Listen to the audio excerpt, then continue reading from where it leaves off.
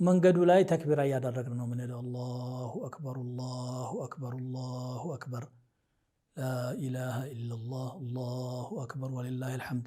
ይሄን ተክቢራ ማብዛት ነው ሌላ ዚክር ቢያደርግም ችግር የለውም ማእሱር የሆነ ከረሱል ሰለላሁ ዐለይሂ ወሰለም የተነቀለ ዚክር ላ ኢላሃ ኢላላህ ቢል ሰውየው በግሉ አስተግፊሩላህ ቢል ሶላት ዐለ ነብይ ቢያወርድ ማንኛውንም ነገር ቢያደርግ ችግር የለውም ግን ተክቢራው ጎልቶ መታየት ያለበት ነገር ነው ያው ሱሐቦች የሚሰሩት የነበረ ነገር ነው ድምጻችንንም ከፍ ማድረግ ይወደዳል እዛ ሶላቱ ቦታ ሲደረስም የሚሰራው ያው ተክቢራ ነው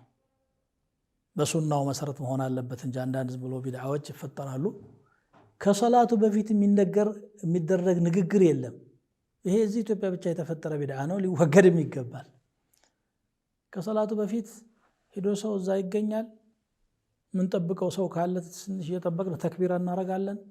ከሶላት በኋላ ኢማሙ ተነስቶ ኹጥባ ያደርጋል ምክር ይሰጣል ከዛ በኋላ መናገር የሚፈልግ ካለ ቢናገርም ከሶላቱ ስነ ስርዓት ፍጻሜ በኋላ መመለስም የፈለገ እንግዲህ መብቱ ነው እሱ ከሶላት በፊት ግን የሚደረገው ተክቢራና ዒባዳ ብቻ ነው በሄድንበት መንገድ ሳይሆን መመለስ ያለብን በሌላ መንገድ መሆኑ የተመረጠ ነው ምክንያቱም መንገዱም ይመሰክራልና ማለት ነው በዚህ ኪደህ በዚህ መመለስ ተወዳጅ ነው ይሄም ሌላ ሱና ነው ሌላው እንግዲህ